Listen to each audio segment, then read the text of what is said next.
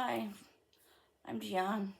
Um, I've made a few videos in the last maybe month or so about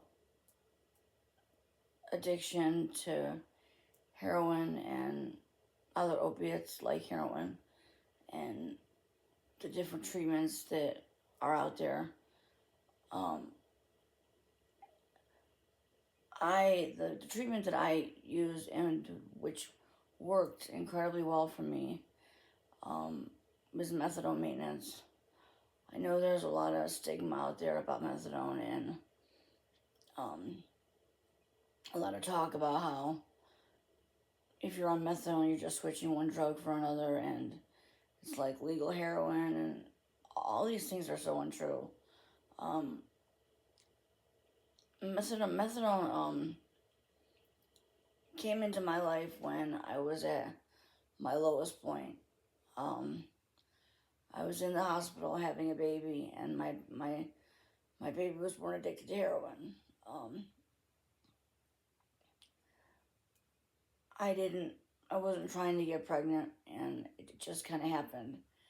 And when I found myself in that situation, I didn't know what to do. I didn't know where to turn.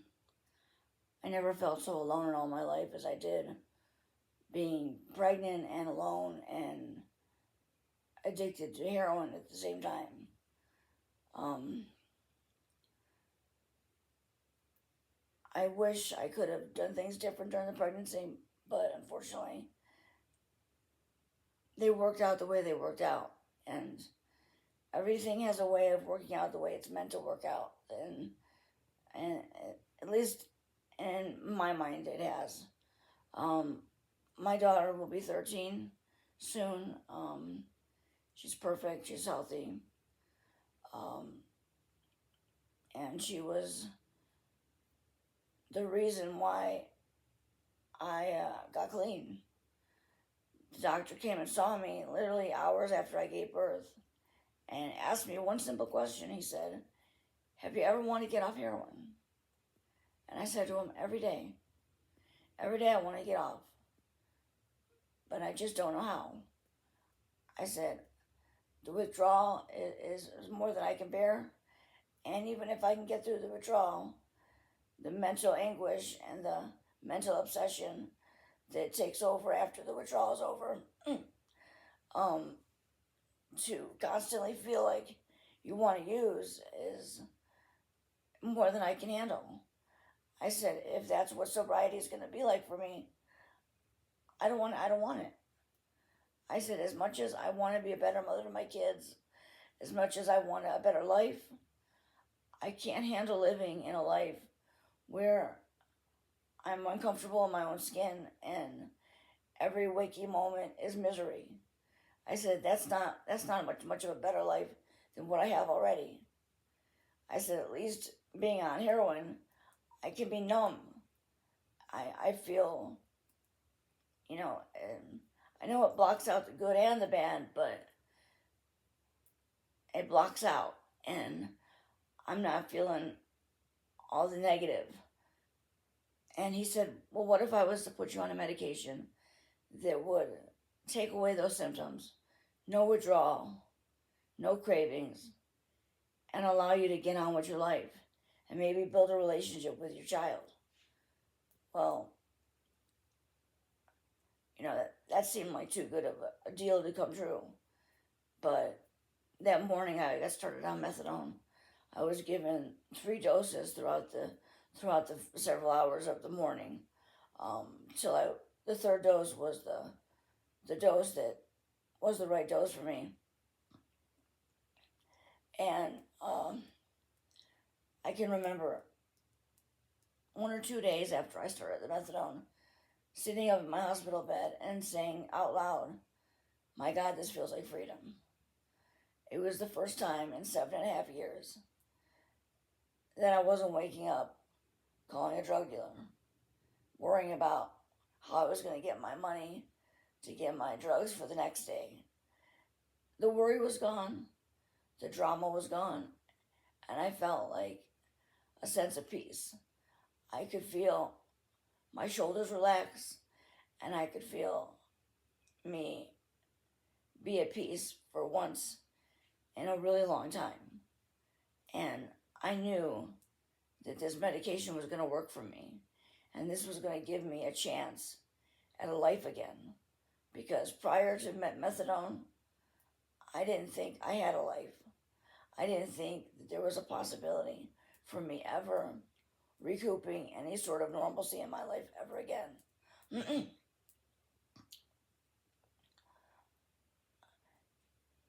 If you're at the bottom of your barrel and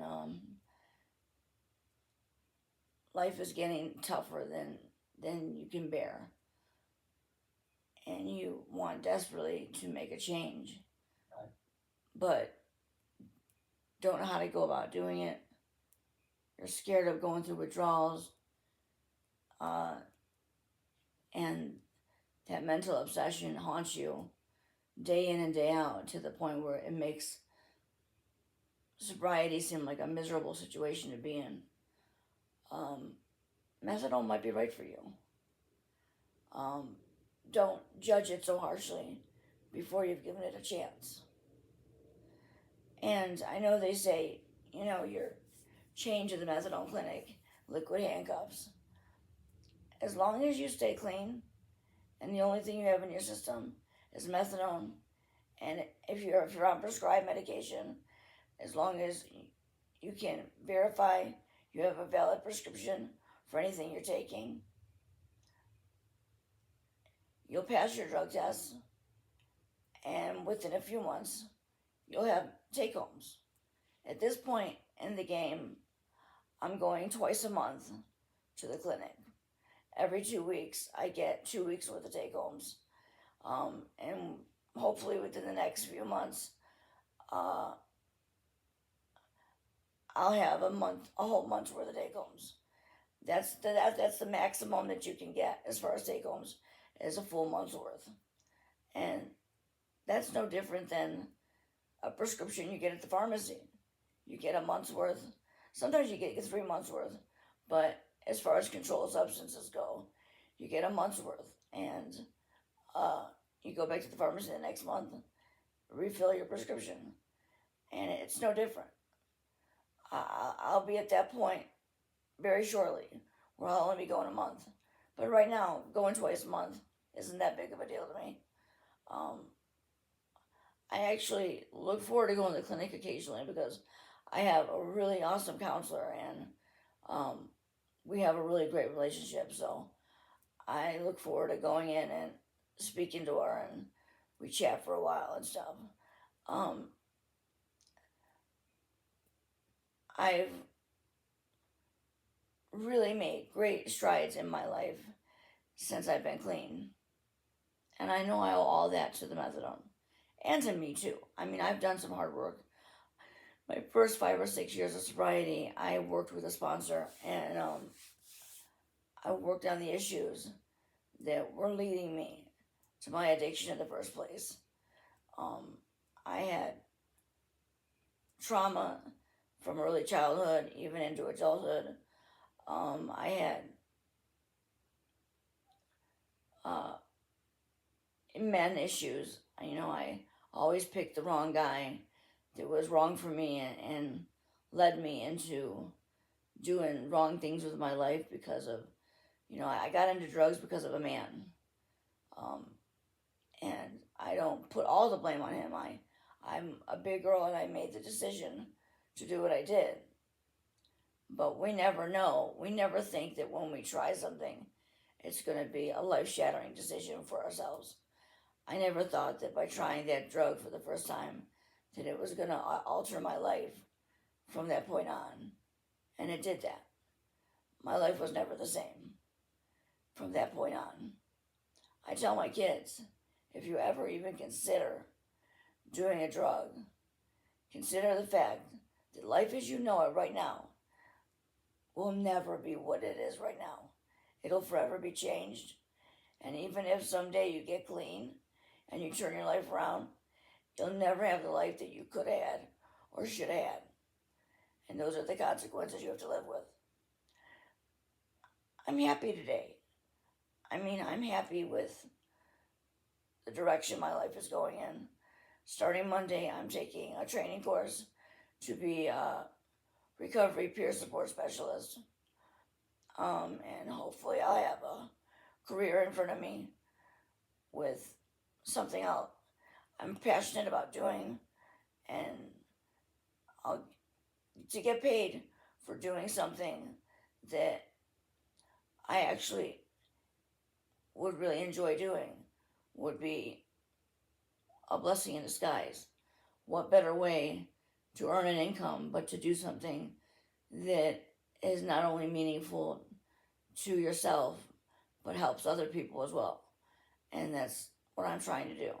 I'm trying to do something with my life that makes an impact not only on my own personal life, but positively impacts another person's life.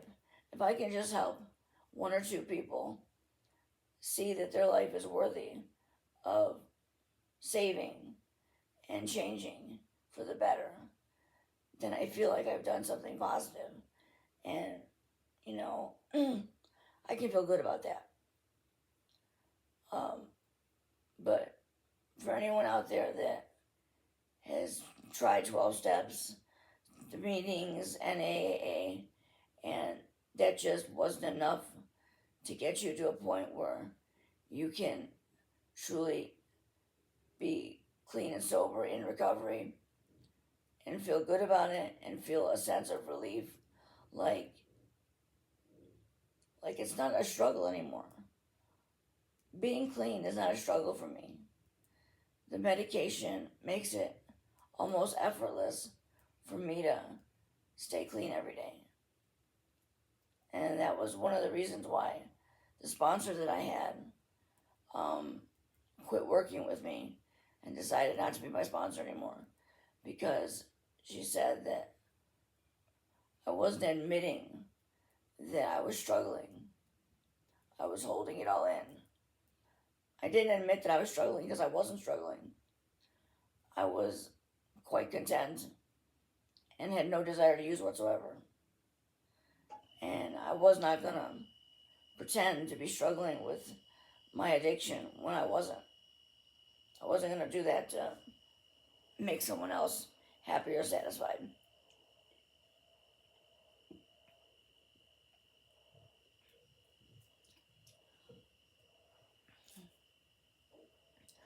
The truth is, the methadone has made it almost effortless for me to stay clean. As far as the cravings go and the desire to use, I mean, I have no cravings. I don't think about it. I don't dream about it. I don't fantasize about it. I don't know why it worked so well for me, but it did. It was the miracle that my life needed to make a fresh start. And I definitely made a fresh start. I mean, my first 9 years of sobriety, I was sober, but I did some hard work as far as working on myself, bettering myself, strengthening my positive attributes, and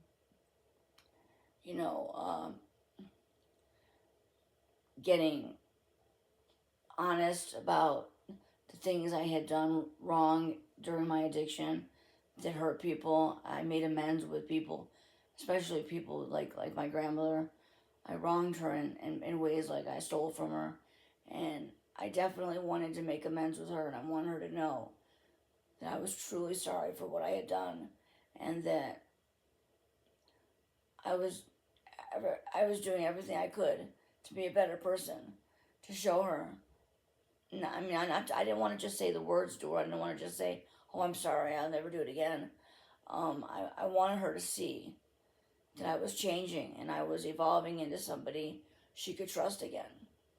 And my grandmother passed away in 2021. And I know that when she left this earth, she had renewed faith in me. And we had a bond that was pretty unbreakable and unshakable. And I wish she was still here, but um, I know that when she left this earth, she knew I was going to be okay. She knew that she did all she could do for me, and it was up to me to take it from there and to do what I needed to do to make my life what I wanted it to be. And it was maybe a month or two after she passed away. She passed away in September of 2021, and by November, I had my first job that I worked in probably uh, 16 years. Um, I just, my son encouraged me to, I didn't think I could get a job, honestly. I looked for a job after I had a year clean, and I got turned down every interview I went on. And my son said, "You need to start from the bottom. You need to look for jobs that um, they may not be great paying jobs, but it'll be a job that'll get you back in the habit of a routine and functioning like a normal person, making your own money and starting to be independent." And that job couldn't have came at a more appropriate time because um, my living situation drastically changed several months later. And when I finally had to move out of where I was living, thank God I had a job because it afforded me to get my own place temporarily. I had my own apartment for a very short period of time, but found that it was just too expensive to pay for an entire apartment by myself. So I decided I just wanted to rent a room from somebody because when I had this apartment, basically the only room I used was the bedroom and the bathroom occasionally and making food in the kitchen, but basically I lived in the bedroom, and that's where my main living space was. So I decided I would just rent a room, and I met this nice woman that was an Uber driver, and she told me if I ever wanted to rent a room from her to give her a call. Well, I called her, and she still had the room for rent, and within a couple weeks, I was moved into her house, into her house, and I rented a room for a little over a year from her. And then I moved out of her house because she had some health issues going on. She was diagnosed with dementia. She was 72 years old. And it began to be kind of a burden to live there because she was waking me up at all hours of the night for different things and accusing me of things like saying I ate her food. And it was all because her memory was going really badly, and she would accuse me or accuse my kids of doing things that we hadn't done. And I have no hard feelings with her. I know she was ill, and I know she didn't mean to say some of the things she said. I left there on fairly good terms, but I moved into a new place, renting a room in a house with, I live with two guys, which probably seems weird. I'm a female living with two guys. But I really love it here. I love my roommates. They're really nice guys. And I have the master suite in the house. So I have my own bedroom and bathroom. It's a really beautiful place where I live.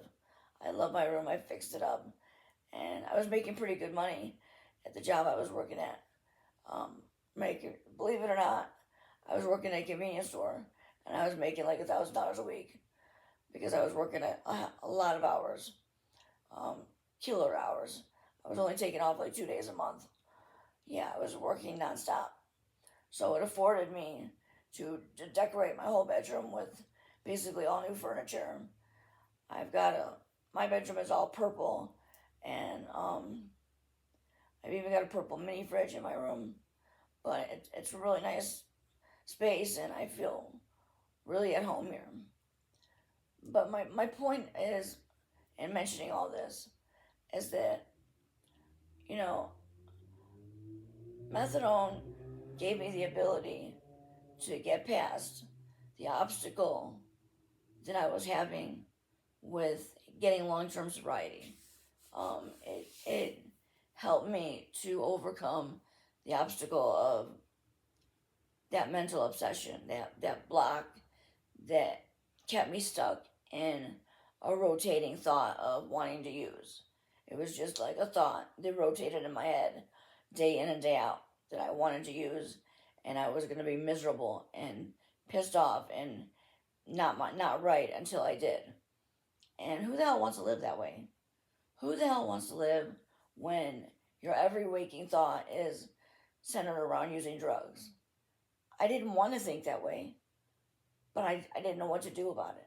I couldn't control my mind from thinking the way it was thinking. I mean, I would try to think about other things that were more positive. I tried to think about my kids, tried to, but I couldn't. I couldn't. I couldn't get past that rotating thought in my head. But the methadone, and from what I understand about it, how it works is it's an opioid. Methadone is an opioid, but the difference between methadone and things like heroin or even like oxycontin, um, or fentanyl for that matter, um, it's a long-acting opioid. It stays in the system a long period of time, and it doesn't have the ups and downs that like short-acting opioids you have, like heroin and fentanyl. Those are more short-acting opioids. You're constantly up and down, which means you you get high, you use the drug, and within a couple hours, however many hours it lasts, you start to come down, and you're feeling unwell again, and you've got to use again. With methadone, you dose once a day in the morning, and you're good all day. You're good till the next day. I mean, I'll bet even if I didn't take a dose, if I skipped a day, I would still be okay. I don't usually skip a dose because I just try to take the medication the way I'm supposed to take it, which is every morning at the same time I take it. Um, on my days off from work, I tend to take my dose a little bit later in the day, in the morning than I do when I go to work. But my point is that uh, this medication was a saving grace for me because I didn't think I had a hope in hell of ever seeing a sober day in my life unless I was, incarcerated or institutionalized in some way. I haven't been to jail or gotten a single charge or an infraction of any kind ever since I got clean. Um, I haven't. I haven't done anything wrong. I haven't committed a single crime. I no longer look at the police as my sworn enemies.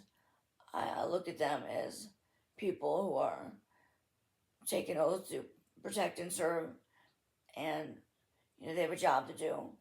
And when they come up dealing with drug addicts every day, it's bothersome to see people, just destroying their lives. But I told a couple of police officers that came into my work one day, he said if there was one thing I could tell them as far as advice goes about how to deal with somebody who's struggling with an addiction, I told them a little bit of kindness and patience goes a long way. I said, nobody wants to be an addict. I said, pretend it's your sister or your mother. Treat them the same way you would want your mother or sister to be treated, or your brother or your father. It doesn't have to be a female, but whoever. Just give them the same respect. Don't disrespect them and talk down to them because they're an addict or because they're a drug addict. I mean, we're human. You know, we hurt just like anybody else does. We have feelings, we have emotions, we cry. You know, we made a mistake and tried something, and we didn't know it was gonna take over our lives. I know I didn't. I would have never tried the drug I tried when I was 20 years old if I thought for 1 second it was gonna take over my life and destroy like 14 years of my life total. I would have never in a million years done what I did if I knew the outcome was going to be what it was. I can only tell people that it's not worth even experimenting with drugs. Why don't you just leave it be a mystery? Some mysteries were not meant to be solved. I'm going to put it that way. You know, I did what I did because it was a mystery to me and I wanted to solve the mystery. I wanted to understand what it felt like to be on drugs. I thought it would help me understand my boyfriend better. I thought it would make us closer. I thought it would help me be able to help him in a better way because I would understand what he was going through. Yeah, I definitely understand what he's going through now or what he went through. He's not alive anymore, but I understand him on a very personal and intimate level. I understand definitely what it's like to be an addict. How terrible it is and what a miserable existence it is to live the life of an addict. It's a very lonely existence. At first, when you first start doing drugs, sometimes you're introduced to it and you're with people that are all using and it seems like a party, a good time, you're all getting high. It's all fun and games. But before long, all those people disappear and you're getting high by yourself. You're alone in your room, getting high, isolating, and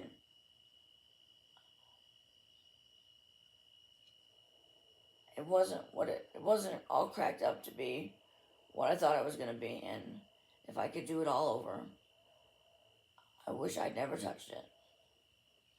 I can't undo the past. I can't change what was done, but I can do one thing. I can definitely tell other people who maybe are at the very beginning stages of their addiction or maybe haven't even used yet but are thinking about trying something.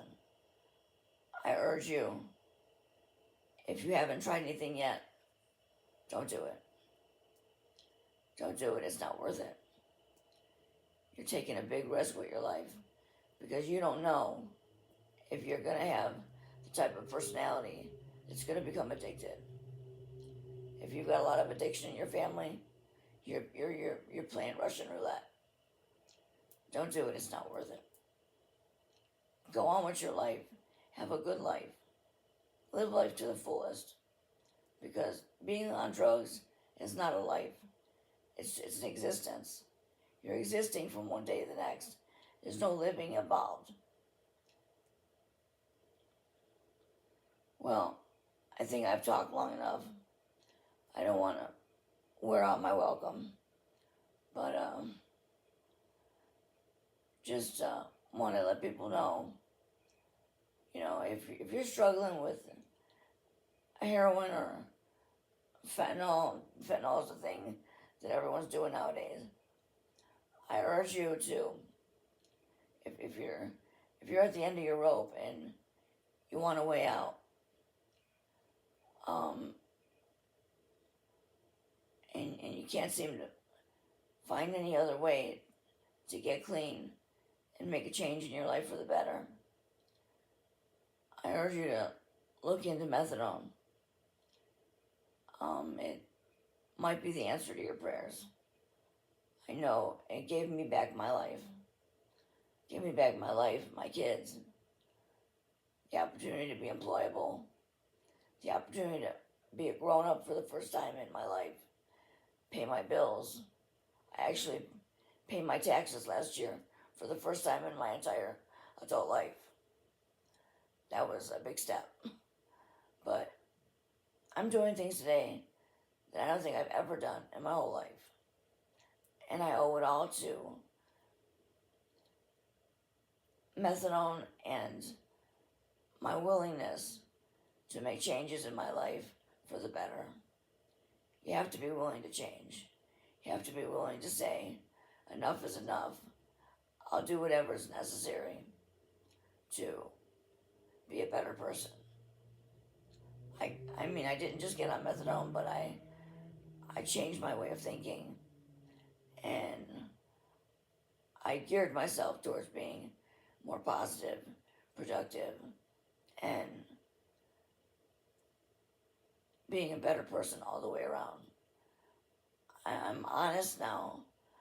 I'm decent, and I try to live my life in a way that my grandmother would be proud, my parents are proud, and I don't have any shame or guilt or regret with anything that I do in my life. And how I determine if this is something I should or shouldn't do, I ask myself, would I be proud to tell my kids I'm doing this? If it's something I would be ashamed to share with my kids about something I'm going to do, then it's probably not something I should be doing. But if I would be more than happy to tell my kids, yeah, I'm going to go and I'm going to go to do this or do that, then I'm thinking it might be okay. But I strongly urge anyone out there who's struggling with an addiction, if you've had enough of the life of being an addict and you're looking for something to intervene on your behalf and make a change, go in the yellow pages and find a methadone clinic. At least go there and check it out. Call there. Ask them questions. Find out what you can about it. It might be just what you need to make that first step. You don't have to stay on methadone for the rest of your life. I got off methadone once, and I did it effortlessly. I went through no withdrawals. Don't ask me how I did that, but I got off it quite easily. I did it over the course of several months, and I weaned myself off, and I never went through a single ounce of withdrawals. It was pretty simple. In fact, I can't explain the details about it, but I just weaned myself off slowly. But I went back to methadone because I knew that was something that I needed. I was too afraid of losing everything that I worked so hard to build. So you don't have to do what I did and be on methadone the rest of your life. But if you get off the methadone and the craving to use comes back, I urge you to do something immediately before you throw away everything you worked for. But anyway, I'm going to let you guys go. I hope that I've said something that strikes a nerve and something. I hope I've said something that you can relate to and, makes sense to you on some level. And I hope I've helped somebody in some way, shape, or form with a little bit of knowledge on the help that is out there if you really need it. Because 12 steps may work for some people, but it doesn't work for everyone. And keep that in mind. If it doesn't work for you, there are other avenues you can take. Methadone is just one avenue. It's what I chose, and it worked really great for me. It may not work for you, but it doesn't hurt to look into it and check it out. So, anyway, I'm losing my voice, so I'm going to end it now. Thanks for listening. Comment or shoot me a message if you have any questions or concerns about methadone maintenance or anything about addiction. I'm happy to answer any questions. Bye.